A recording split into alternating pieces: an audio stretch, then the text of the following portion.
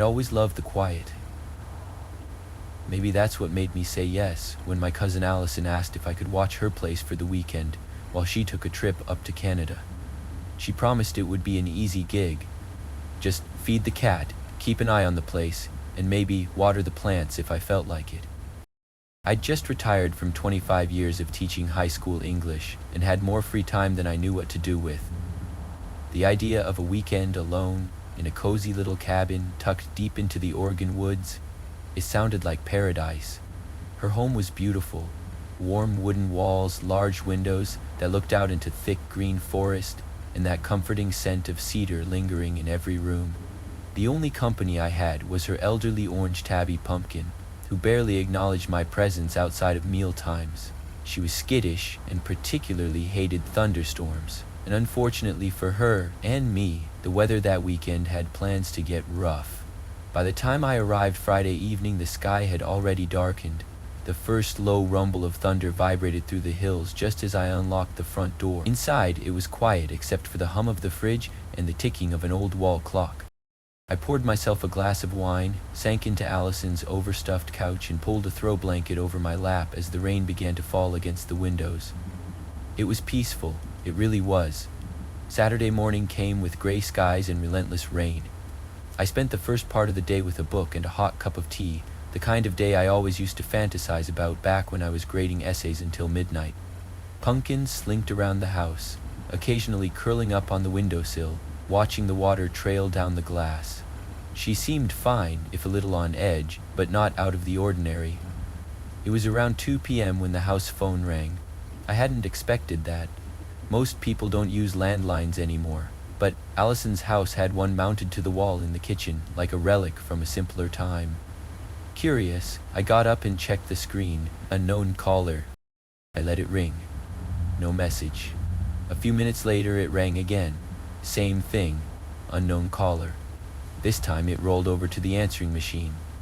I stood frozen as a voice played through the speaker. A man's voice, soft, raspy. Allison? Just her name.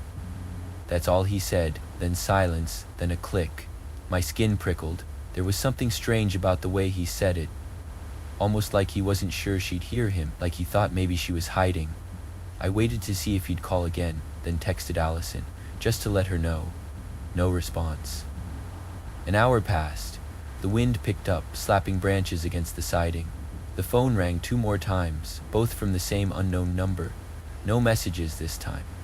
I felt uneasy, but I tried to brush it off. Maybe it was someone she knew, maybe a family member, maybe a wrong number. The woods play tricks on your nerves if you let them. I busied myself with a puzzle in the living room, made dinner, and fed Pumpkin, who ate quietly and then disappeared upstairs. I laid back, and for once, felt quite wealthy, and quite. Around 9 p.m., I headed up to the guest room with a bowl of popcorn and put on one of Allison's DVDs. Halfway through the movie, I remembered I hadn't refilled Pumpkin's water dish. I paused the movie and headed downstairs. That's when I saw her. She was sitting directly in front of the front door, perfectly still, ears back, staring at the crack beneath the door. My stomach dropped. I called her name gently. Pumpkin? She turned to look at me, just for a second. Then she turned back to the door. Something about her posture chilled me. It was like she was waiting for it to open. I hesitated before stepping forward. My bare feet made no sound against the hardwood floor. Slowly, I leaned forward and peered through the peephole. The glass was fogged up from the humidity and rain, distorting everything outside into grayish blobs. I couldn't see clearly, but then one of those blurry shapes moved. There was someone out there. My breath caught in my throat. I stood there, watching, barely blinking. I didn't dare open the door. If it was a neighbor, they'd have knocked. If it was someone looking for help, they'd say something. But there was only silence and the sound of rain. 2 minutes passed, maybe 3.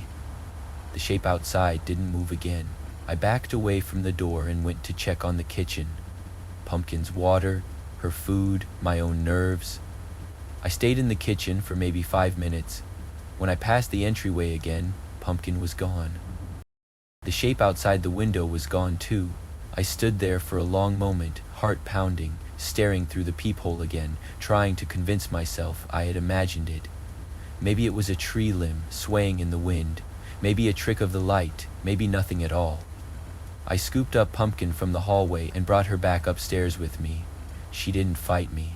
That alone was unsettling.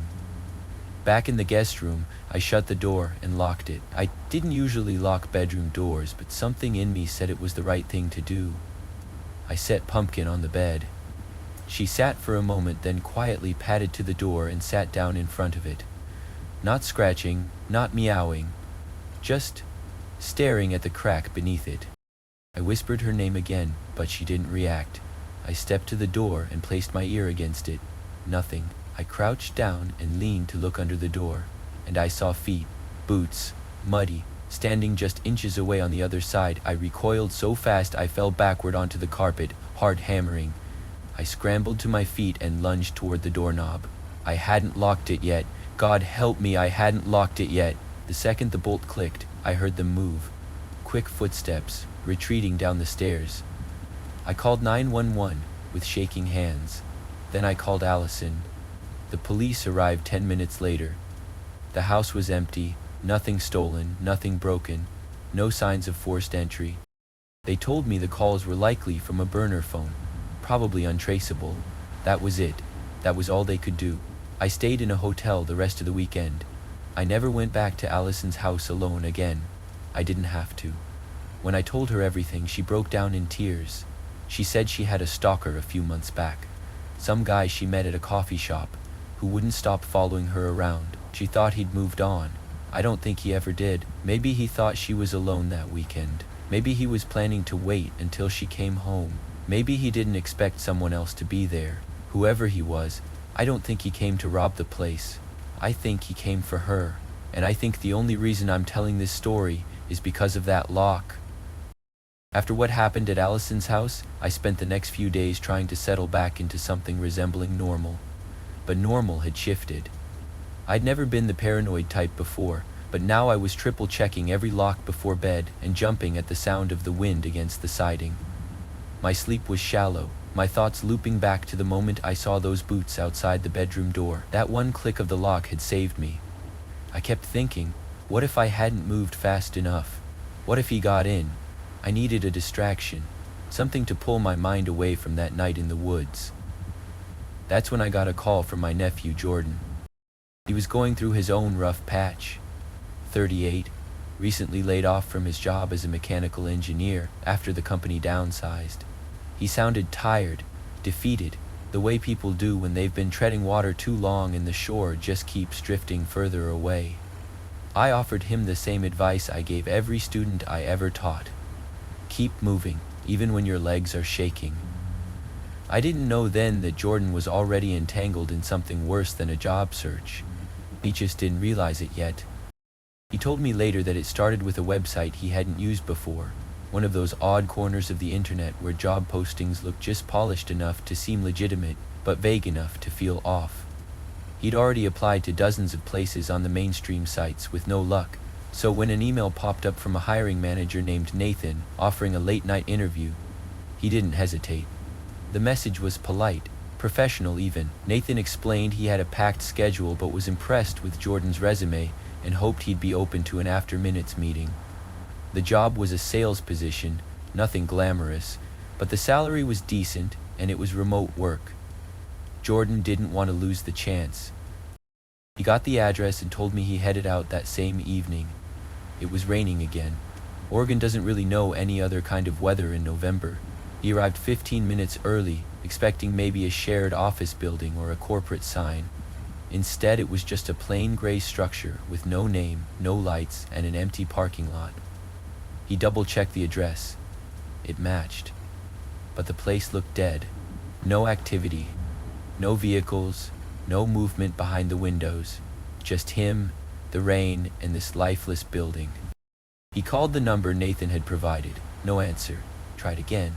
Still nothing. He waited until the scheduled time. Then, 15 minutes more. Nothing. Finally, trusting his gut, which thankfully hadn't failed him, he turned around and drove home. He told me later he felt disappointed more than anything else. Like he'd wasted time chasing a dead lead, But in truth, something about the whole thing had left a weird aftertaste in his mind, like he'd walked into something that wasn't meant for him. Back at home, he cracked open a beer and tried to relax. It was just after 10 when he turned off the lights and went upstairs to bed. He'd left the hallway light on. It gave him a little comfort in that big, quiet house he used to share with his ex-wife before the divorce. He got into bed and quickly drifted off, the sound of rain outside his window serving as white noise. Until something woke him. It wasn't loud, just a creak, you know the kind, soft, subtle, like weight shifting on an old floorboard. At first he thought it was the wind, or maybe the house settling, but then it came again, closer, more deliberate. He sat up in bed, listening, and then he heard it, the faintest sliding sound, like wood gliding along metal. His closet door. Jordan's breath caught in his throat. The closet was directly across from the bed, and in the dim hallway light spilling under the bedroom door, he could just barely make out the silhouette of the closet door, slightly ajar. It had been shut. He was sure of it.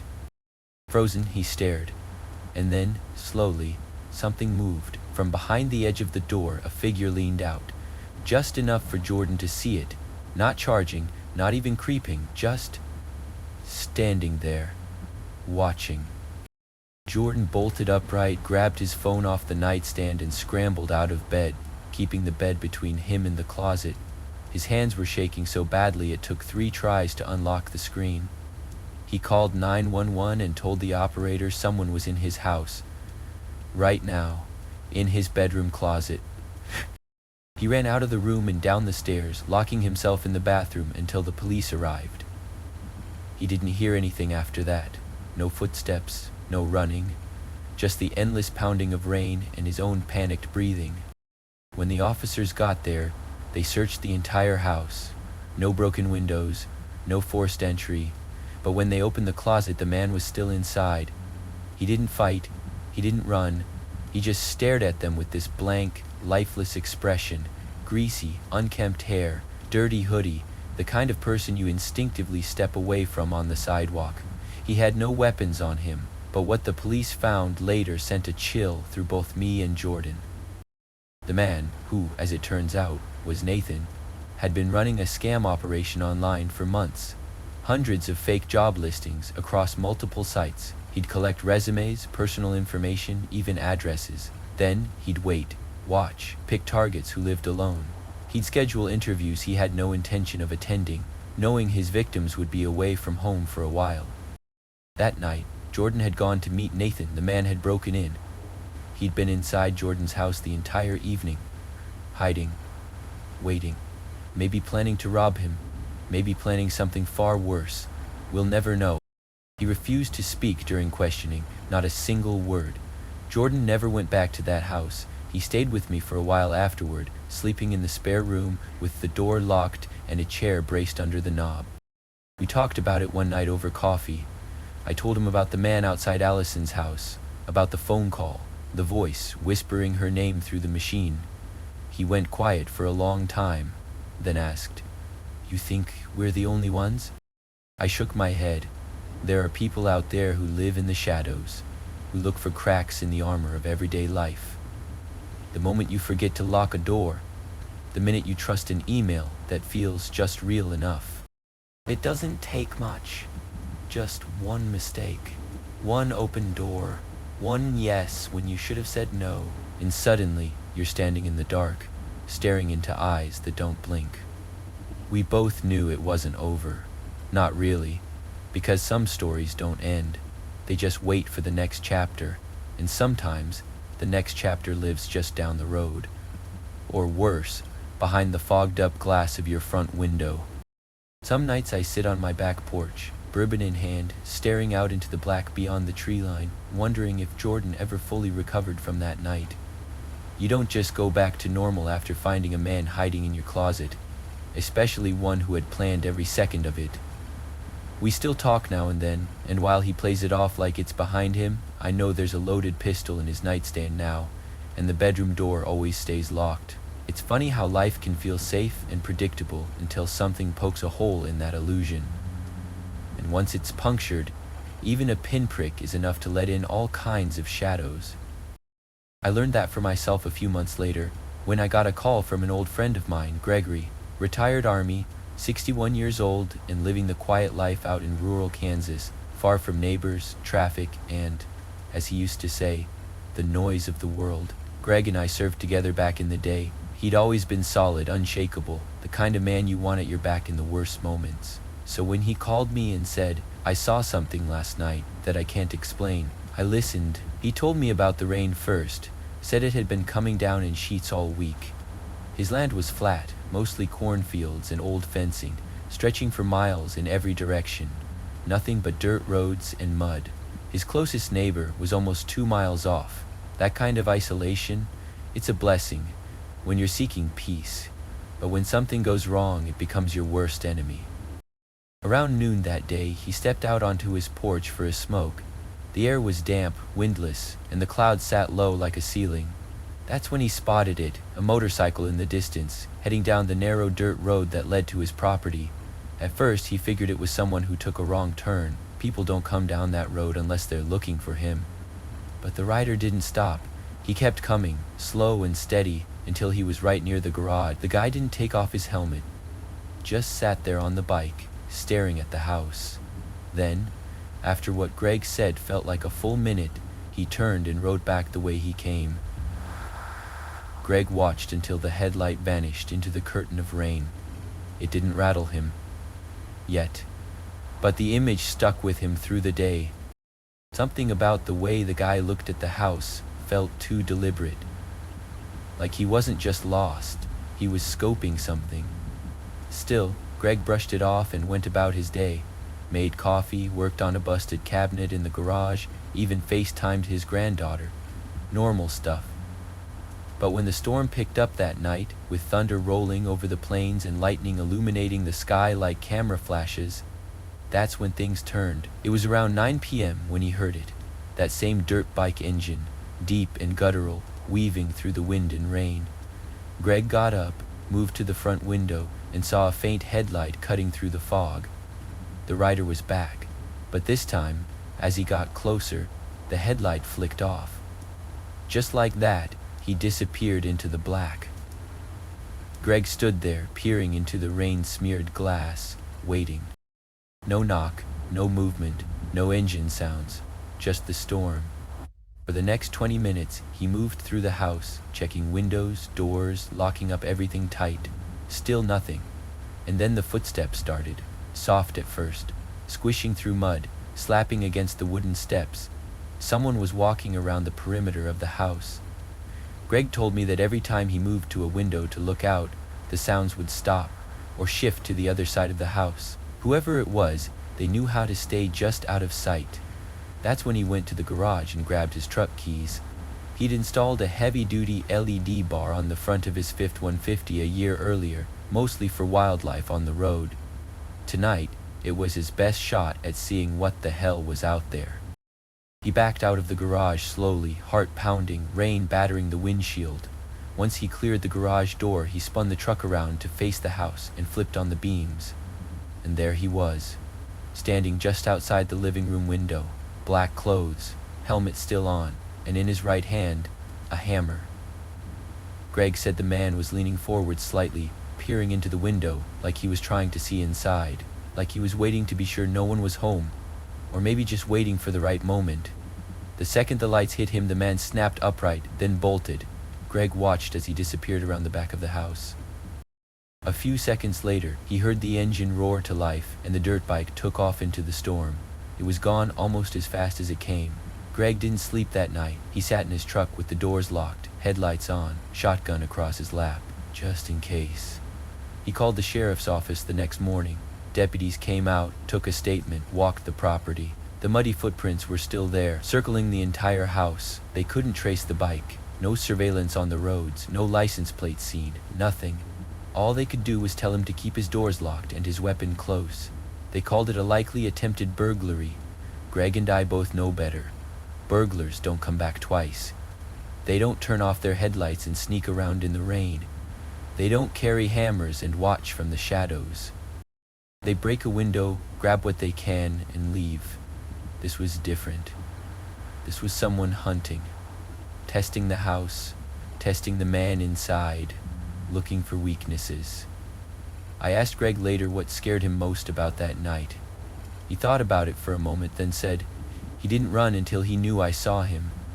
That's what stays with you, the idea that he could have stood there all night, quiet, watching, waiting for the lights to go out. Some people live in the fog between what's real and what's dangerous. They wear helmets and hide their faces and move like shadows across the land. And sometimes they knock. Sometimes they wait. But the worst ones never knock. They're already inside.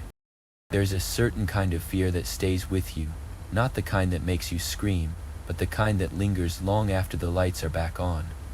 The kind that creeps into your routines, makes you double-check locks, and listen just a little longer to the silence around you.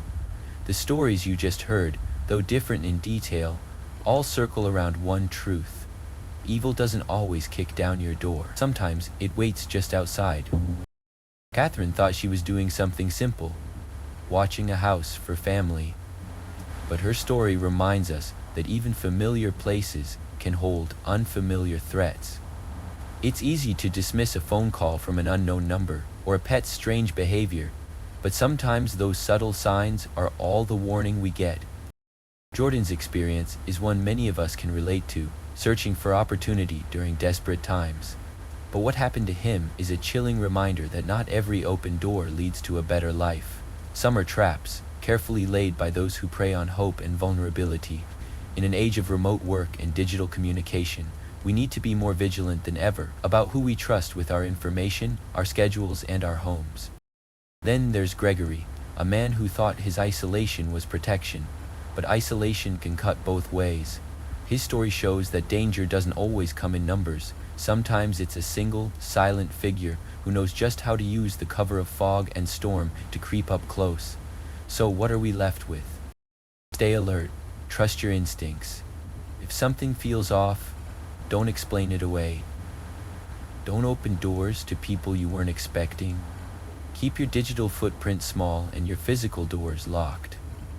Don't let convenience override caution, and most importantly, understand that evil rarely announces itself. It often comes softly, quietly, and only once. Here at Enigma of the Unknown, we don't just tell scary stories to entertain. We tell them because they reflect the world we live in. A world where truth is often stranger and far more terrifying than fiction. Thank you for joining us. Thank you for listening, for watching, for staying curious and cautious. If these stories made you think twice, if they made you check your surroundings or feel a chill down your spine, that means you're paying attention. And maybe, just maybe, that's what will keep you safe. Until next time, stay aware, stay safe, and keep your eyes on the shadows.